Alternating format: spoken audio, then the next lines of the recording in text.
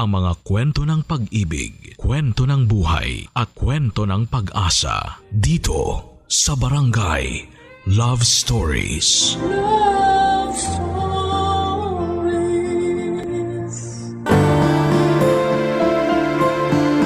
Ang pagiging yaya ay isang marangal na trabaho na may malaking epekto sa buhay ng isang bata. Sa pamamagitan ng kanilang pag-aalaga at malasakit ay nakakatulong sila sa paghubog ng pagkatao ng isang bata. Ikaw, kabarangay, ano ang iyong mga naging karanasan o alaala sa iyong yaya?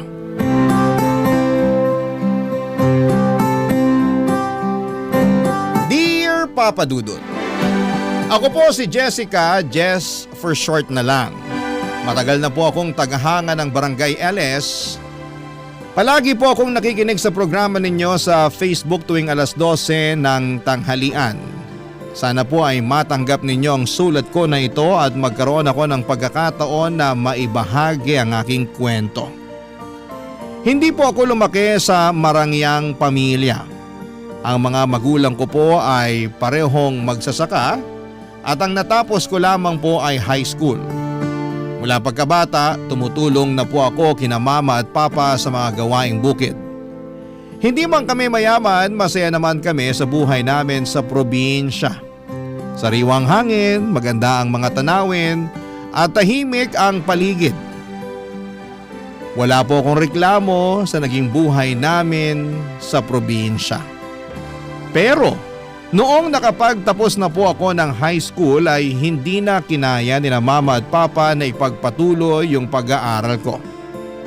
Hindi ko po maiwasang malungkot pero wala rin naman akong magagawa. Mahal ko ang probinsya pero alam naman po natin na hindi kalakihan ang kita doon. Kaya't nag-decide po akong pumunta sa syudad para maghanap ng trabaho.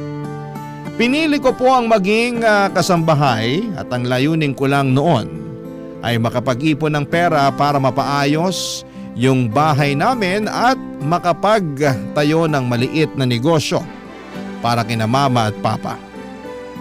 Gusto ko kasi na hindi na magtrabaho sa bukid sina mama at papa lalo na't hindi na rin sila bumabata. Nalaman ko po ang tungkol sa paghahanap ng yaya sa isang ad sa dyaryo. Dali-dali ko pong tinawagan ng numero na nakalagay sa ad. Babae yung sumagot ng phone at pagkatapos ng mahabang usapan ay sinabi niya sa akin na pag nagustuhan daw niya ako. Sobra po akong nainganyo at confident po ako noong mga panahong yon na magugustuhan nila ako. Kasi masipag ako pagdating sa mga gawaing bahay. Kinabukasan noon ay nanghiram ako ng pera sa kapitbahay namin at lumuwas papunta ng syudad. Nangako din ako kina mama at papa na buwan-buwan ako magpapadala ng pera sa kanila para sa mga pangangailangan nila sa bahay. Noong dumating po ako sa bahay na naghahanap ng yaya, natuwa sila sa akin dahil mukha daw po akong masipag at puno ng enerhiya. At ito rin ang naging dahilan kung bakit natanggap ako bilang yaya. Napag-alaman ko din po na isang single mother ang may-ari noong bahay na naghahanap ng yaya dahil pumanaw na po ang asawa nito. Meron po siyang 10 years old na anak na lalaki at siya po ang naging alaga ko, Papa Dudut.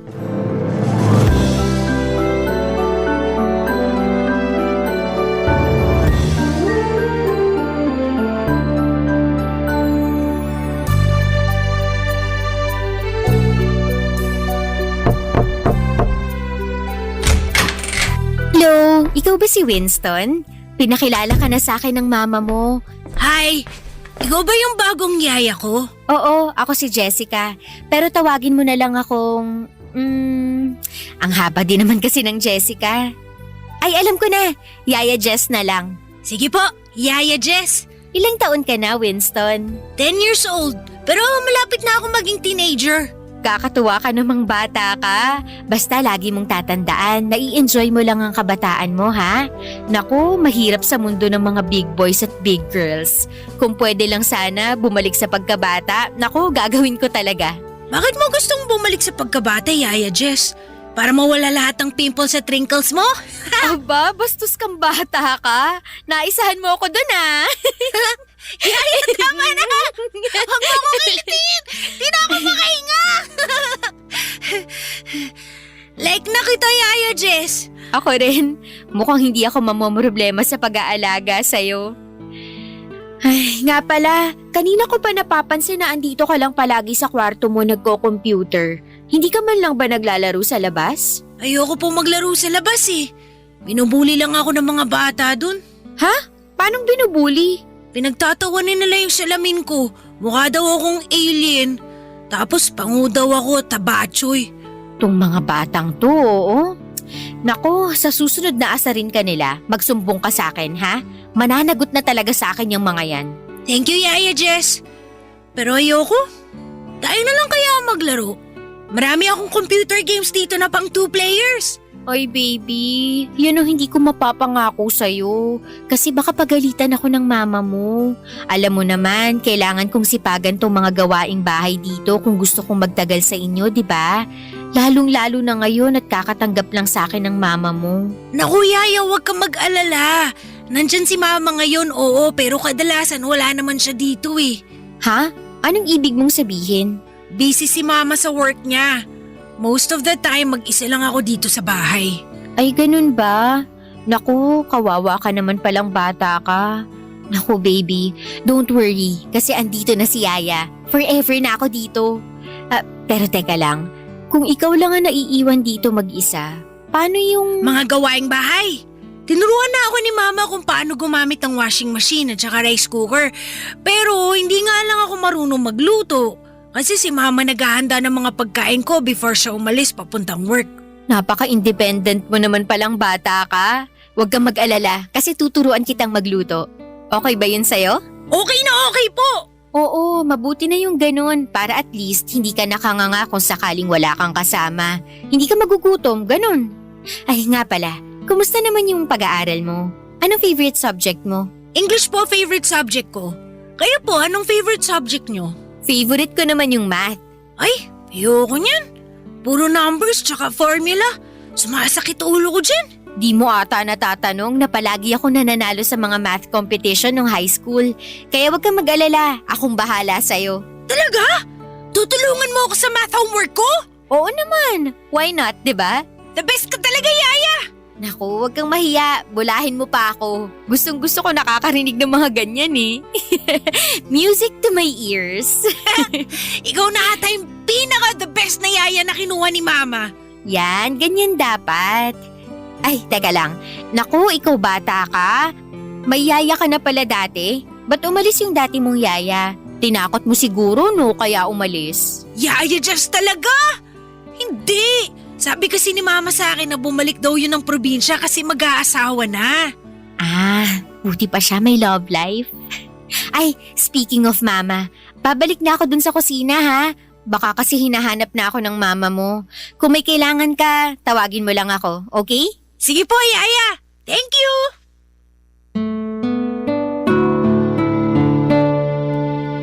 Naging maayos po ang takbo ng pamamasukan ko kina Winston. At masaya na rin po ako sa sahod ko kasi kahit papaano ay nakakatulong ito kina mama at papa. At sa totoo lang ay maganda rin naman ang kwarto ko sa bahay kung saan ako namamasukan. Hindi halatang maid's quarter.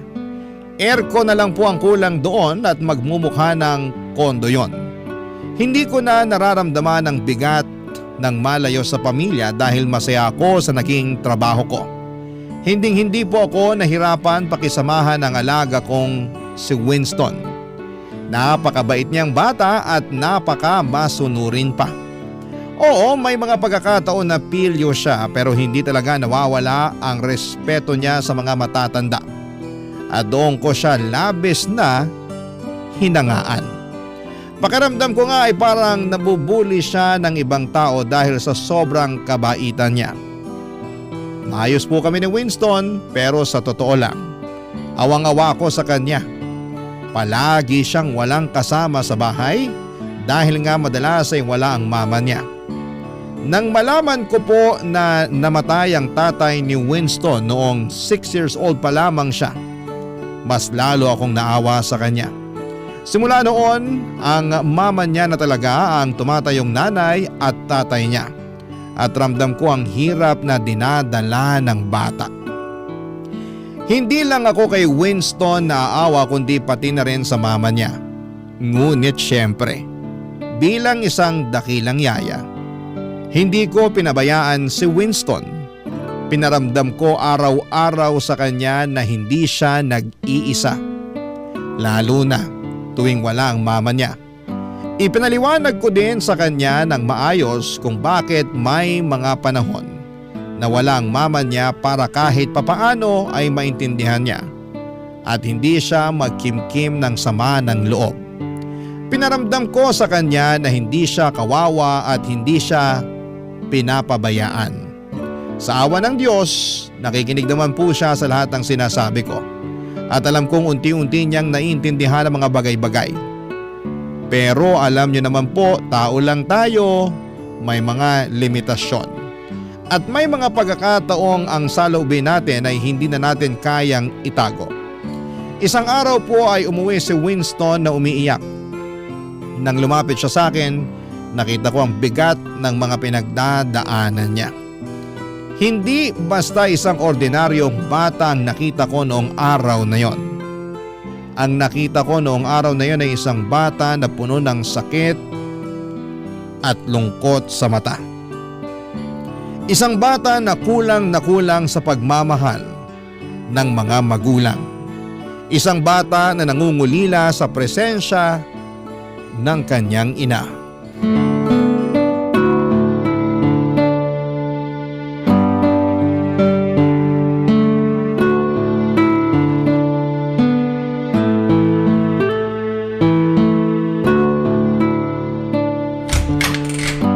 Winston, ready na yung breakfast mo. Kumain ka na.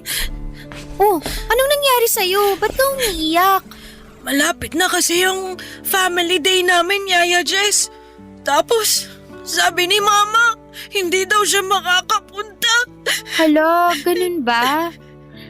Tahan na, huwag ka nang umiyak. Yung mga kaklase ko siguradong sasamahan ng mga mama at papa nila. Ito talagang baby ko.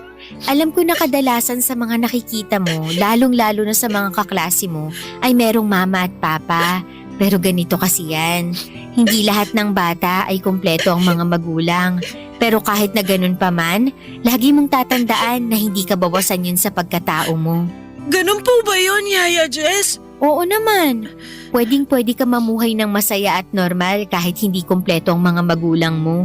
Pero, iba pa rin po talaga pagkasama mo mga magulang mo. Oo, totoo naman yun. Alam mo ba na maraming bata dyan ang kompleto nga ang mga magulang pero hindi naman masaya ang family nila? Paano niya naman po nasabi? Ay nako, eto na, ichichika ko na sa'yo. Alam mo ba na yung kaklase ko nung elementary, lumaki siya na may mama at papa pero… Yaya Jess naman eh! Ituloy mo! Mas nasasaktan ako sa pagbitin mo sa kwento eh. Tong bata na to, makinig ka kasi muna baby.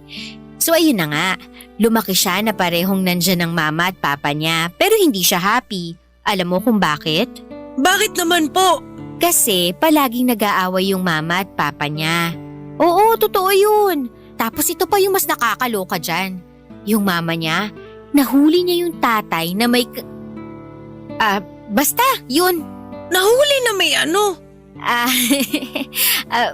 Wala yun. Basta ang bottom line dito ay hindi siya masaya kahit complete family sila. So mas mabuti pa pala na hindi complete ang family? Ay nako baby, hindi sa ganun yun. Ang ibig ko lang namang sabihin ay hindi lahat ng complete family na nakikita mo ay masaya. Yung iba dyan may pinagdadaanan pero hindi lang nila pinapakita. Kaya wag ka nang sad, okay? Thank you talaga, Yaya Jess. Okay na po ako. Yan, dapat ganyan. Smile ka lang. I love you, Yaya Jess. Love na love din kita, may alaga forever and ever. Pero sa totoo lang po, medyo sad pa rin ako kasi hindi makakapunta si Mama sa family day namin. Baby, eto ha, ipapaliwanag ko sa'yo ng mabuti. Yung mama mo kasi, ginagawa niya ang lahat para sa'yo. Oo, alam ko na parati siyang wala dito sa bahay. Pero ang rason kung bakit parati siyang wala ay dahil nagtatrabaho siya para sa'yo. Pinipilit ka niyang itaguyod kahit mag-isa siya. Alam ko naman po yun. Pero nalulungkot pa rin ako eh. Sa tingin mo, bakit kumuha ng yaya ang mama mo? Para may makasama ka syempre kasi concerned yung mama mo sa'yo. Kung sa bagay, Ganito na lang ang isipin mo, baby. Kung hindi busy si mama mo at palagi siyang nandito sa bahay, sa tingin mo ba magkakaroon ako ng chance para maging yaya mo? tama! Sobrang talino mo talaga, Yaya Jess. Alam ko, ako pa ba? Ako na to eh. Di na lang siguro ako sasali sa family day. Tatapusin ko na lang yung mga assignment na hindi ko pa natatapos. Basta Yaya, tutulungan mo ako ha. Math pa naman yung assignment ko. Alam mo naman na mahina ako pagdating sa problem solving. Ay, teka lang. Sinong nagsabi sa'yo na hindi ka a-attend ng family day? Ano pa nga bang magagawa ko eh? Hindi nga raw makakapunta si Mama, di ba? Ay, dyan ka nagkakamali. Sasamahan kita. Pupunta tayo ng family day. Talaga po, Yaya? Seryoso kayo? Pwera na lang kung kinakahiya mo ko. Ano ka ba, Yaya? Hindi no. Siyempre gusto ko na nandun ka. Oh, yun naman pala eh. Huwag kang mag-alala. Paghahandaan ko yung family day na yan. Okay? Thank you po! I love you, Yaya Jess! Noong mga panahong yon, kung ano-ano na lamang ang sinasabi ko kay Winston para gumaan ang kalooban niya. Alam ko na may punto siya, Papa Dudut. Lahat ng bata ay may karapatan na magkaroon ng buo at masayang pamilya. Hindi nila pinili na ipanganak sa mundong ito kaya't responsibilidad ng mga magulang na alagaan at bigyan sila ng tamang gabay. Pagdating naman sa amo ko o sa nanay ni Winston, alam kong ginagawa niya ang lahat para matugunan ang mga pangangailangan ni Winston. Ang totoo niya ay awang-awa rin ako kay ma'am kasi wala siyang katuwang sa pag-aalaga sa bata. Pero tulad nga ng sinabi ko, ginagawa ko na lamang ang lahat upang hindi magtanim ng sama ng loob ang bata sa nanay niya. At habang hindi siya nasasamahan ng nanay sa araw-araw, ako na muna ang tumatayong parang pangalawa niyang ina. Sobrang saya po ni Winston noong dumalo kami sa family day ng school nila. Parang ang saya-saya niya. At ni minsan ay hindi niya naaalala na hindi buo ang pamilya niya. Sa araw na yon, tuwing may magbabalak na tanungin si Winston kung nasaan ang mga magulang niya, ako na kaagad ang sumasabat para hindi na maalala ng alaga ko. Kasi alam ko na deserve niyang mag-enjoy ng buong buo sa araw na yon. Gusto ko lang na makita na masaya siya. Pagkatapos ng family day ay naisip ko na magandang pagkakataon na yon para makausap ang amo ko. Pinag-usapan namin si Winston at naawa din siya sa bata pero sa kabila ng lahat, nagpasalamat din siya sa akin. Kasi nakikita niyang ginagawa ko naman ang lahat ng makakaya ko para gampanan ang tungkulin ko bilang yaya ni Winston. Makalipas ang ilang linggo, mas lalo lang akong naawa kay ma'am at sa alaga kong si Winston dahil na-promote si ma'am sa trabaho niya. Ibig sabihin, mas abala na siya sa pagtatrabaho at mas kumonte ang oras at panahon na maaari niyang ilaan para makasama si Winston. Sa kabila ng lahat ay hindi ko pa rin maiwasang humanga kay ma'am. Sa panahon ngayon, marami ng magulang ang pinapabayaan na lamang ang mga anak nila. Pero si ma'am kahit abala sa trabaho ay makikita mo talaga ang kanyang dedikasyon at pagsusumikap na mabigyan ng magandang kinabukasan si Winston. Hindi po madaling balansehin ang trabaho at pamilya. Pero si ma'am, ginagawa niyang lahat para matugunan ang mga pangangailangan ni Winston.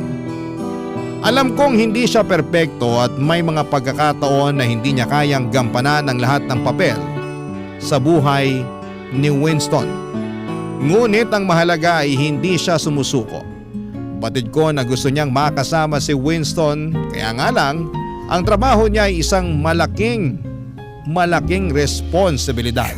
Barangay Love Stories. Barangay Love Stories.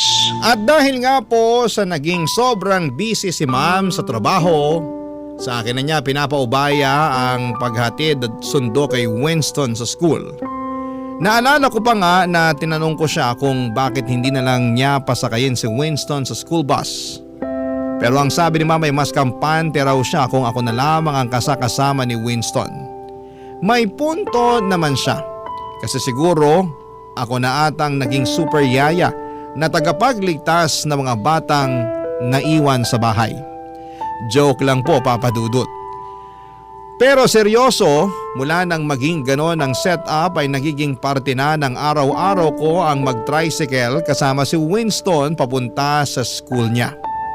Kasi 15 minutes lang naman ang layo ng school sa bahay nila. At sa awa ng Diyos, mas naiintindihan na ni Winston ang sitwasyon ng mama niya. Hindi siya nagkikimkim ng sama ng loob at hindi nagbago ang pakikitungo niya sa nanay niya. Kung paano niya ako pakitunguhan, ganon din siya sa akin at doon ko talaga nahanap yung hirap at saya ng magulang. Kahit na hindi ako ang tunay na magulang, ramdam ko pa rin yung pagmamahal at pagkalinga kay Winston. Pero sa totoo lang po ay parang mas favorite ako ni Winston noong mga panahong yon. Joke lang po. Sana po ay hindi ninyo masamain ang sinabi ko. Wala akong intensyon na higitan si ma'am. Ang gusto ko lang ay maramdaman ni Winston na maraming nagmamahal sa kanya. At hindi siya nag-iisa. Gusto ko siyang iparamdam na may buong pamilya na nagmamahal sa kanya. Kahit na hindi buo ang pamilya niya. Ganon ko po siya kamahal, parang sarili kong anak. Isang araw noong hinatid ko si Winston sa eskwela, ay hindi ko inaasahan na may mangyayari pala sa akin na makapagpapabago sa takbo ng buhay ko. Ang tadhana nga naman, minsan nakakalungkot pero minsan ay nakakatawa din, Papa Dudut.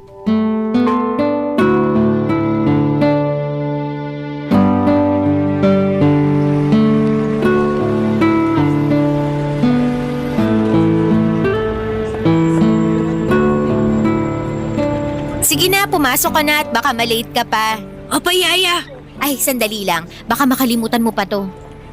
Ito nga pala yung lunchbox mo. Tapos, ito naman yung tubig mo. Tapos, ito naman yung iced tea mo. Thank you, Yaya. Mauna na po ako. Sige, enjoy! Nakakaloka, makauwi na nga. Hindi ko pa nasasampay yung mga labada. Baka makatanggap ako ng award kay ma'am pag naabutan niya yun. Ito din naman kasing pasok ni Winston eh. Kailangan ba talagang 8 ng umaga nasa school na ang mga batang yun? Aba, hindi naman ata makatarungan yan. Ano bang akala nila sa mga bata nagtatrabaho? Ay, makauwi na nga nang matapos ko na yung mga hindi ko pa natatapos. Hala, Diyos ko, yung wallet ko nawawala. Paano ako makakauwi nito? Hala, wala akong pamasahe. Nalaglag ata sa waiting area. Patay, kailangan ko nang balikan yun.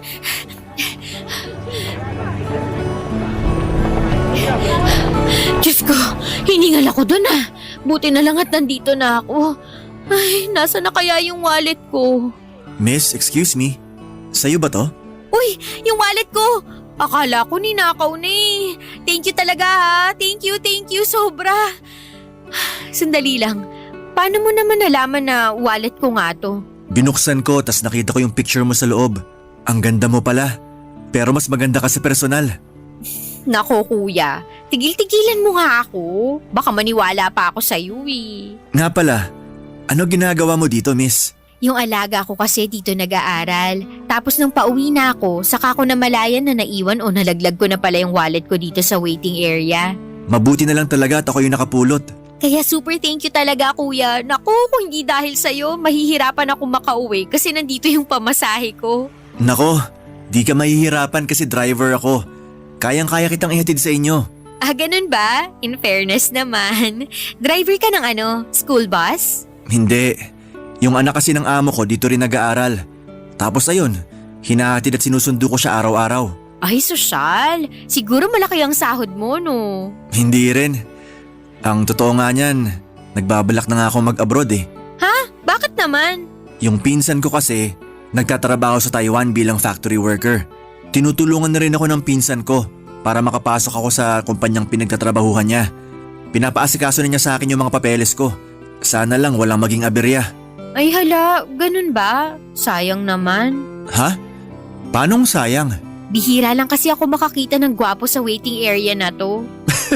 Nambola pa. Uy, totoo yun ah. Kala ko nga nung una teacher ka eh. Paano ba naman? Posturang-postura ka sa uniform mo. Wala akong magagawa. Ito yung gusto ng amo ko eh. Ah, kaya pala. Pero bagay sa'yo ha. Salamat. O paano? Mauna na ako sa'yo ha. Ang dami ko pang kailangang ayusin sa bahay ng amo ko. Miss, teka lang. O bakit? Magkikita pa ba tayo ulit? Ha? Bakit mo naman naitanong yan?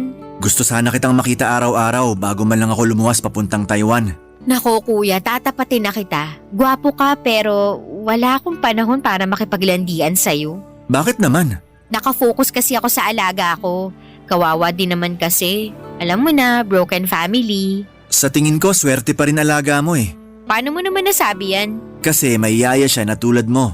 Tigil-tigilan na nga natin tong bulahan na to. Baka mamaya kung saan pa mapunta tong usapan na to eh. Sige na, aalis na talaga ako.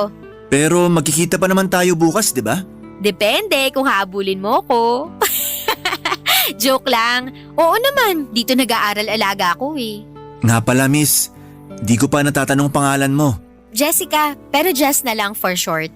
Nice to meet you, Jessica. Ako nga pala si Edgar. Nice meeting you too, Edgar. Thank you nga pala sa pagsoli sa akin ng wallet ko ha. Mauna na ako, kita-kits na lang. Aaminin ko, Papa Dudut, na nalaglag ang panty ko sa usapan namin ni Edgar na yon. Paano ba naman kasi sobrang gwapo niya, ang ganda ng katawan. At pakiramdam ko ay natutunaw ako tuwing tinititigan niya ako.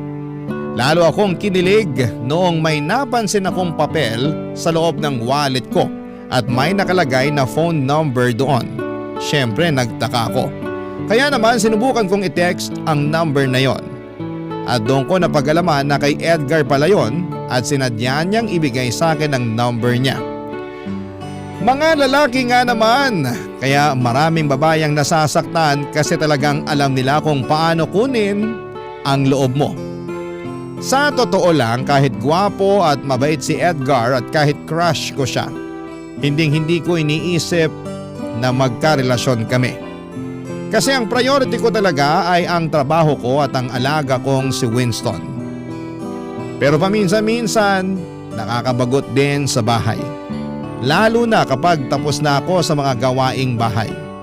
Kaya nire-replyan ko na si Edgar at madalas din kaming magkita sa waiting area habang hinihintay ko si Winston at habang hinihintay din niya ang anak ng amo niya. Madalas kaming magkwentuhan ni Edgar tungkol sa trabaho namin. Napag-alaman ko na 5 taon na pala siyang single at ang gusto niya sa buhay ay ang magkaroon ng sariling pamilya. Pero sa tingin niya ay hindi siya makakabuo ng pamilya kung patuloy siyang magiging driver. Kasi hindi naman daw ganun kalaki ang sahod niya, kaya naisipan niyang magtrabaho sa Taiwan bilang factory worker. Gusto niyang makapag-ipon ng malaking pera hanggang sa makabalik siya dito sa Pilipinas. Hanga din naman ako sa kanya kasi talaga namang alam niya kung ano ang gusto niya sa buhay. Nagtuloy-tuloy po ang pagiging magkaibigan namin ni Edgar ng ilang buwan. At nang akala ko ay hanggang sa simpleng kwentuhan at biruan na lamang matatapos ang lahat. Isang araw ay pinuntahan ako ni Edgar sa bahay ng amo ko.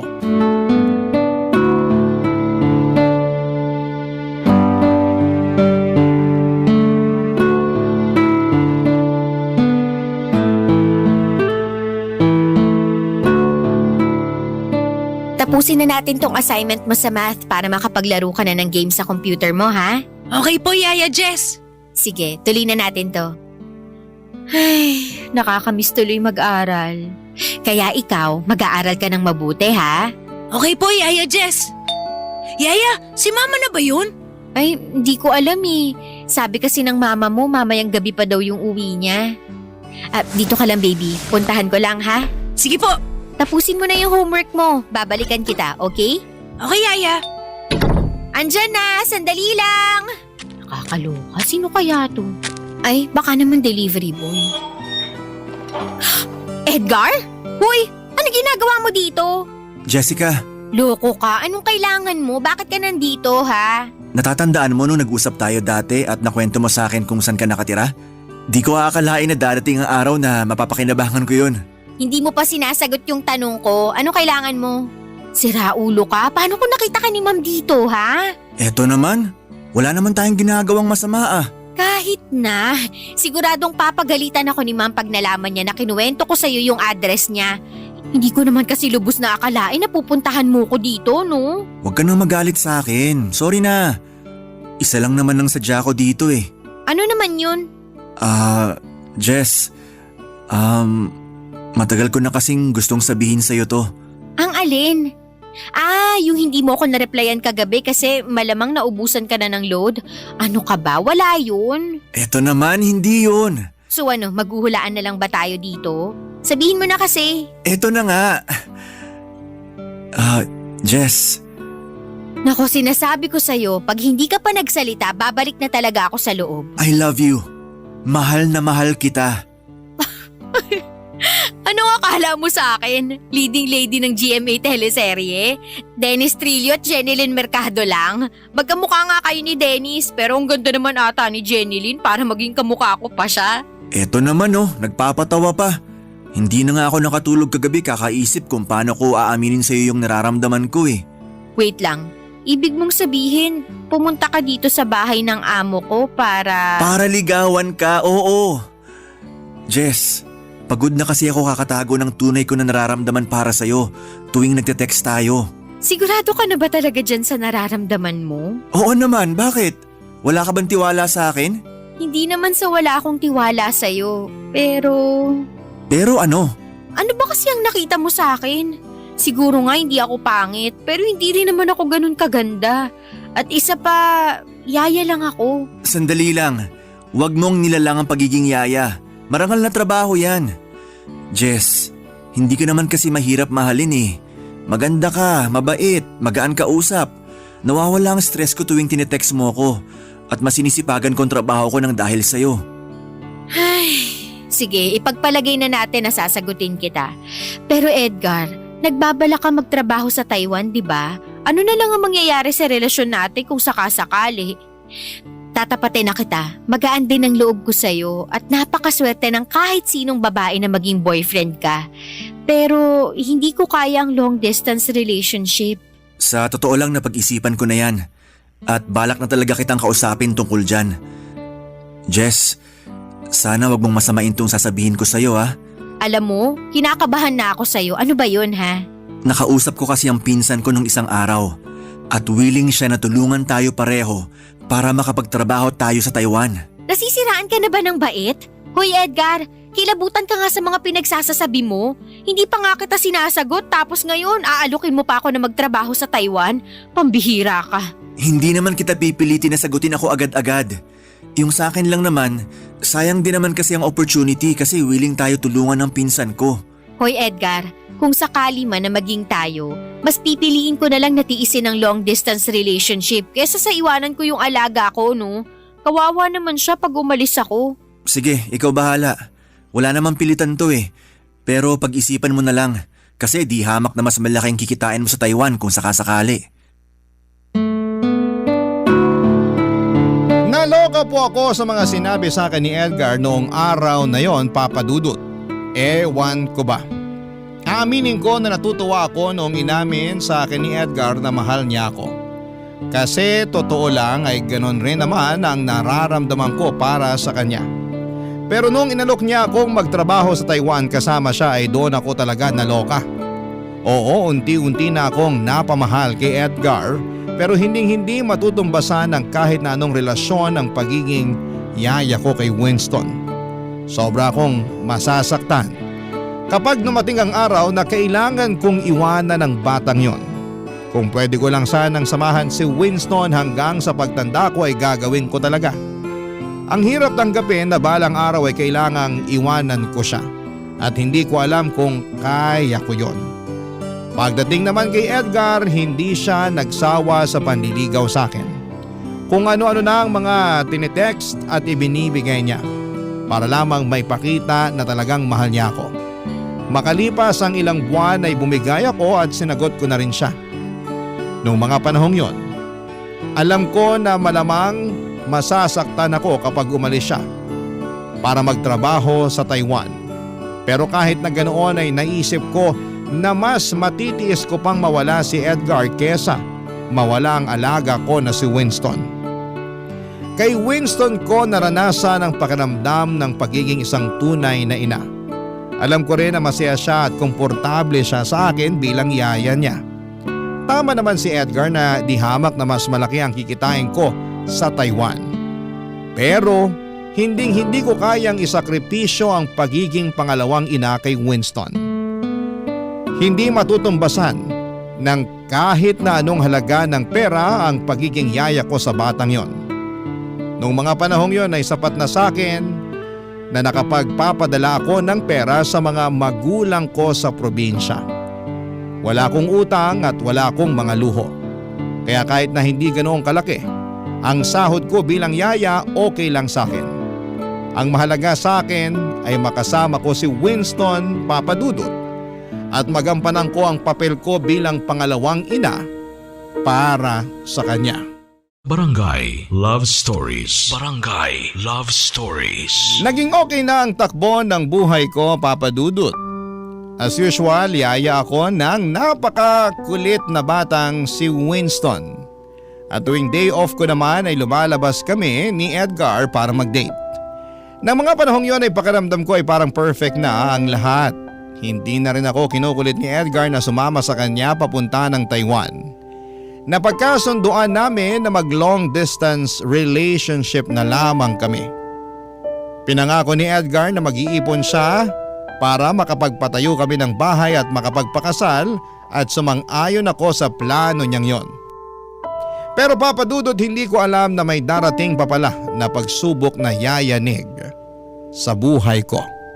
Ilang linggo lang ang lumipas, tumawag sa akin si Papa at sinasabi na may stage 1 breast cancer daw si Mama. Sobra akong nanginig at naiyak nang marinig ko ang napakasamang balita na yon. Ikinuwento ko sa amo ko at kay Edgar ang tungkol sa mama ko at sobra silang naaawa sa akin. Nang mga panahong yon, alam ko na kailangan kong kumilos kaagad. Kasi ayokong lumala ang kalagayan ni Mama. Kaya naman napagdesisyonan ko nang tanggapin ang alok ni Edgar na magtrabaho sa Taiwan bilang factory worker na kasama siya. Sinabi ko ito kay Ma'am at kitang-kita ko sa mga mukha niyang kalungkutan. Pero naunawaan niya naman ang sitwasyon ko. Na kailangan kong mag-ipon ng malaking halaga para maagapan ang cancer ni Mama. At syempre hindi naging madali sa akin na kausapin si Winston tungkol sa desisyon kong umalis. Naramdaman ko ang bigat sa puso ko habang pinapaliwanag ko sa kanya na kailangan kong magtrabaho sa ibang bansa para matulungan si Mama, Papa Dudut.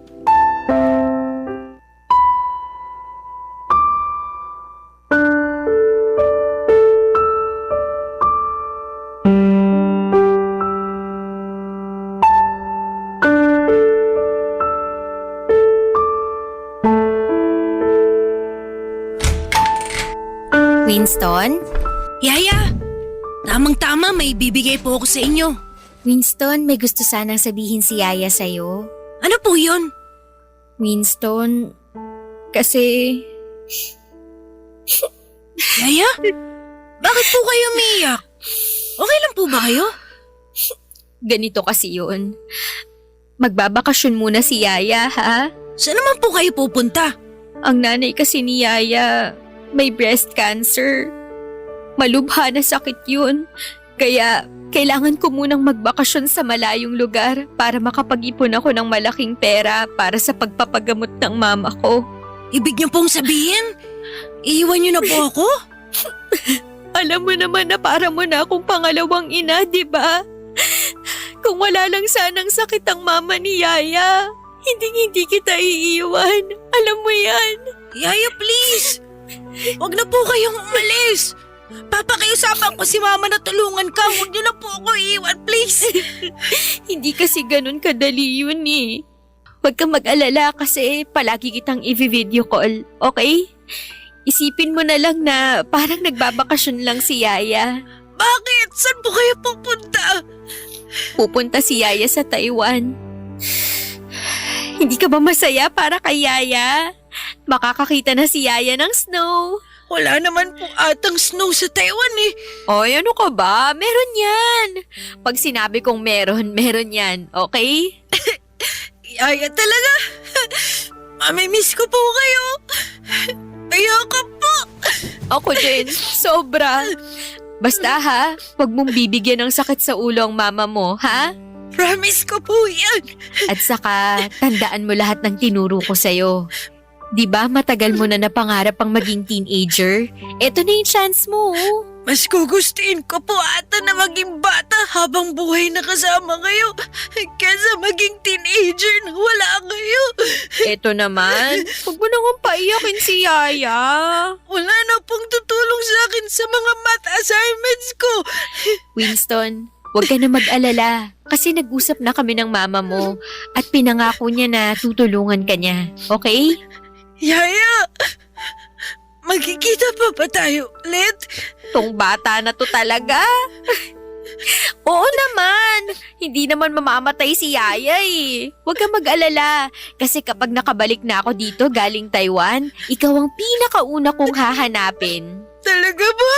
Promise yan. Yaya, wag na lang po kayo umalis, please. Balang araw, maiintindihan mo rin kung bakit ko kailangan gawin to. Yaya. Hindi magbabago ang pagiging pangalawang ina ko sa'yo. Yan ang palagi mong tatandaan, ha? I love you po, Yaya Jess. Ako din. Mahal na mahal kita. Oo po pala.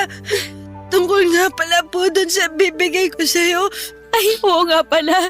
Sorry, masyado kasing naging emotional si Yaya. Bakit? Ano ba yun? Alam niyo po ba kung anong date ngayon?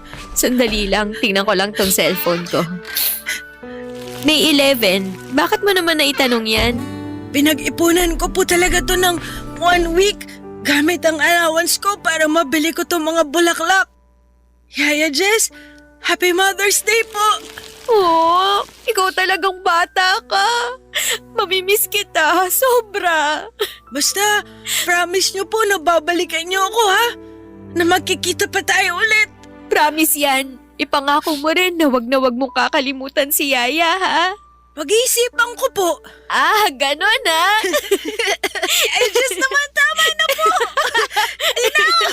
Napaka-pilyo mo talagang bata ka. Kahit kailan ka talaga. Nang mga panahong yon, Papa Dudut, ay nakuha ko pang magbiro kay Winston. Pero ang totoo niyan ay durog na durog ang puso ko sa desisyon kong iwanan siya. Nakiusap ako sa amo ko na sana'y samahan niya si Winston sa kwarto niya sa mismong araw na aalis ako sa bahay nila. Kasi ayaw kong maramdaman ng bata na nag-iisa siya. Gaya ng inaasahan ko ay nadurog na naman ang puso ko sa puntong hindi ko na kayang tignan si Winston dahil may kirot sa puso ko tuwing tinitignan ko siya. Pero kinailangan kong maging matapang para sa mama ko upang makasurvive siya sa sakit niyang breast cancer. Pagkatapos kong umalis sa bahay na pinagsisilbihan ko ay doon ako tumira sa inuupahang kwarto ni Edgar. Nang mga panahong yon ay buong-buo na ang desisyon ko na pumunta ng Taiwan para magtrabaho bilang factory worker kasama si Edgar. Ang pinsan mismo ni Edgar ang tumulong sa amin. Pinautang niya kami para sa lahat ng gastos namin hanggang sa makapunta kami ng Taiwan. At sa wakas ay naging maayos ang takbo ng application namin at parehong kaming nakakuha ni Edgar ng work visa at nakapagtrabaho bilang factory worker. Hanggang ngayon, factory worker pa rin kami ni Edgar at 8 taon nang nakakalipas. At sa awa naman ng Diyos, Papa Dudut, cancer-free na rin si Mama sa ngayon. Hindi naging madali ang buhay ko dito sa Taiwan pero lubos pa rin akong nagpapasalamat sa trabaho namin dahil napagamot ko si Mama at nagkaroon kami ni Edgar ng kaunting ipon. Pagdating naman kay Winston, nagkaroon kami ng communication from time to time. Pero ang talagang nagpaantig sa puso ko ay nang makatanggap ako ng message mula sa mama ni Winston. Gusto sana ng mama niya na dumalo ako sa high school graduation ni Winston. Naisipan namin ni Edgar na matagal-tagal na rin kaming hindi nakababalik sa Pinas. Kaya pareho kaming sumang-ayon sa ideya na magbakasyon. Ipinaalam namin ito sa employer namin at dahil matagal na kaming nagtatrabaho bilang factory worker ay inapprove kaagad ang aming vacation leave. Hindi na rin naging problema sa amin ni Edgar ang pambayad ng ticket dahil may ipon naman kami kahit papaano. Nung araw ng high school graduation ni Winston ay hinatid ako ni Edgar. Oo, nakikita ko ang mukha ni Winston sa social media at nakakausap ko pa rin siya sa chat pero kinabahan pa rin ako. Kasing hindi ko sinabi sa kanya na sosorpresahin ko siya sa araw ng graduation niya, Papa Dudut.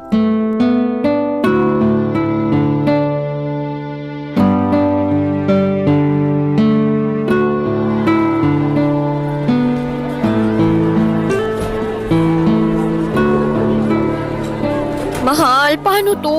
Talagang kinakabahan ako eh. Paano kung hindi niya ako makilala ha? Imposible naman atang di ka makilala ng batang yun. Panay post ka ng selfie mo sa social media eh. Ikaw talaga? Hindi ka nakakatulong. Ano ba naman mahal, nandito na tayo oh. Ngayon ka pa ba aatras? Pustahan tayo. Makikilala ka ng batang yan at mag-iiyakan kayo. Ewan ko sa'yo, umalis ka na nga. Sige mahal, basta balikan kita dito mamayang alas 5 ng hapon ha. Kailangan ko na kasing isoli tong scooter na nirentahan natin mamayang alas 6. Sige mahal. Ay nga pala, mahal pasuyo naman oh. Pakihanda na lang yung mga gamit natin kasi dadalawin na natin sina mama at papa sa Makalawa ha. Kailangan natin sulitin bawat araw na nandito tayo sa Pinas. Ba't sa Makalawa pa? Bakit hindi na lang bukas? Ano ka ba? Nakalimutan mo na ba? Siyempre gusto ko naman makabonding yung alaga ko no. Para mo na talagang anak yung batang yon. Sige mahal, mauna na ako ha. I love you. Balikan kita mamaya.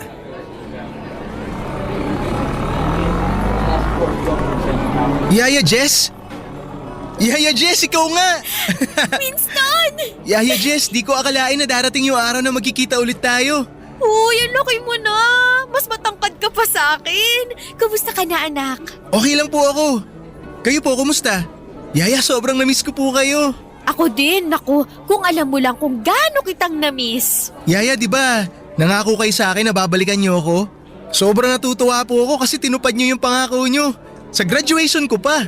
Naku, magpapasalamat ka sa mama mo kasi siya yung nagsabi sa akin na graduation mo ngayon. Bilang pangalawang nanay mo, sa tingin mo ba palalampasin ko yun? Thank you nga po pala. Salamat kasi hindi niyo pinarana sa akin na galing ako sa broken family. Salamat po kasi minahal niyo ako ng buo na parang tunay niyong anak. Salamat din po kasi kayo yung tumayong mama ko nung mga panahong busy si mama sa trabaho niya. Tsaka nung panahong sobrang kailangan ko ng pagmamahal ng isang ina. Ikaw talaga, hindi ka pa rin nagbabago. Pinapaiyak mo pa rin ako. Kakainis ka. I love you po, Yaya Jess. Mas mahal kita, anak. Basta promise ko sa'yo na Na ano po, Yaya? na ikaw ang magiging panganay ko forever. Yaya Jess naman eh. Hindi pa nga po nagsisimula yung speech ko, pinapaiyak niyo na po ako. Speech? Opo, ako po yung valedictorian namin. Magbibigay po ako ng speech mamaya. Totoo? Sobrang proud ako sa'yo, Winston. Congratulations, anak. Thank you po, Yaya Jess. Ang sarap din po pala sa pakiramdam na tinatawag niyo akong anak. Alam ko na tinatawag niyo na ako ng ganyan dati pero mas naramdaman ko po siya ngayon. Para tuloy nararamdaman ko na dalawa yung nanay ko. Siyempre naman. At yun nga ang maganda dun eh. Dalawa ang nanay mo, di ba? Oo nga po eh. Ay, Yaya, kumusta po pala buhay niyo ni Manong Edgar sa Taiwan? Uy, Paano mo naman nalaman yung tungkol sa amin ni Kuya Edgar mo? Best friend ko po kasi from elementary to high school yung batang pinagdadrive ni Manong Edgar noon. Tapos ayun po, nakwento niya sa akin yung tungkol sa inyo. Tsaka isa pa po, panay ang post nyo ng picture sa social media eh. Halos hindi ko na nga po kayo mamiss kasi kayo na lang po laman ng newsfeed ko. Naku, ikaw talagang bata ka. Pareho kayo ng ugali ng Kuya Edgar mo. Babalik yun mamaya pagkatapos ng graduation mo. Ipapakilala kita doon, ha? Pero nak, wag mong tatawagin na Manong yun. Magagalit yun. Ay, sige po, Kuya Edgar na lang. At ikaw, kumusta ka na? Siguro may girlfriend ka na, no? Opo, meron na po. Binata ka na talaga.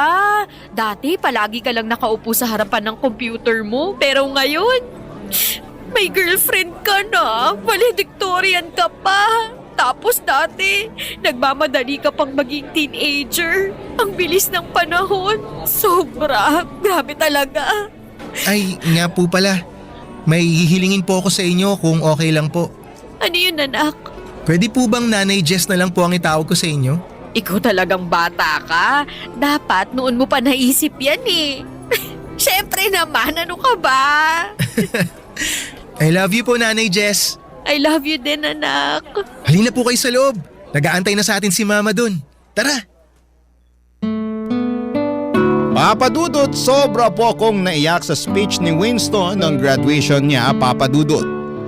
Pareho niya kaming pinasalamatan ng mama niya at hindi ko napigilang yakapin siya pagkatapos ng speech niya. Sobra din pong natuwa ang dati kong amo noong nakita niya ako.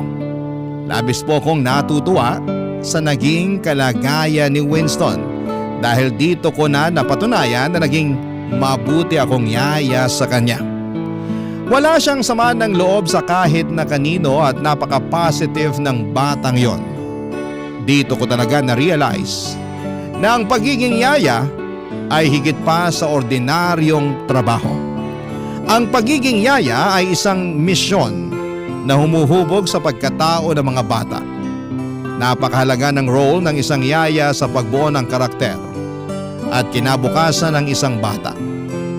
Kaya kung may mga yaya man na nakikinig ngayon, sana po ay ma-realize ninyo na hindi dapat minamaliit ang pagiging kasambahay.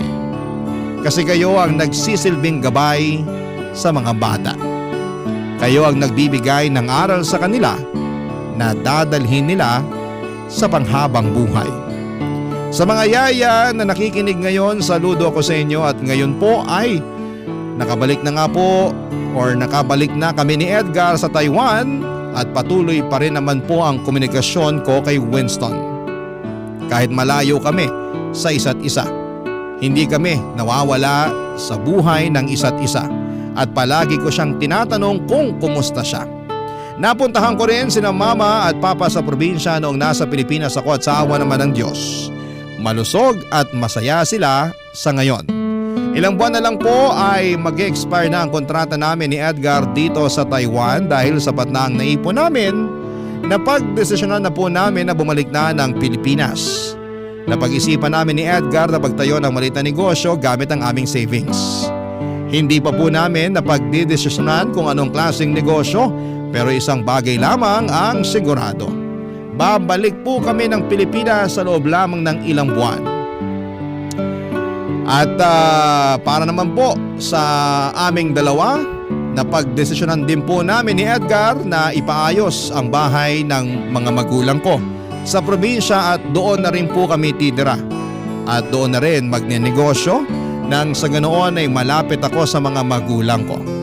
At kahit papaano ay pwede na rin po akong bisitahin ni Winston kung kailan niya gusto.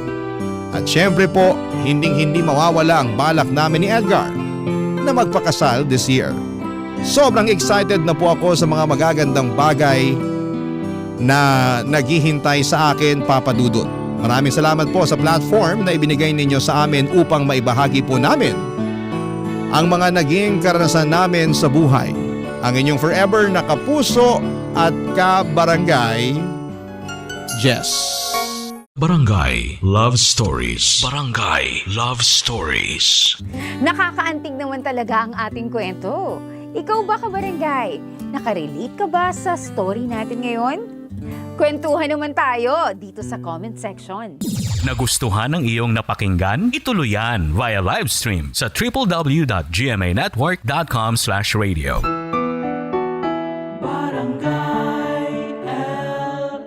In Mega Manila, 97.1. Forever!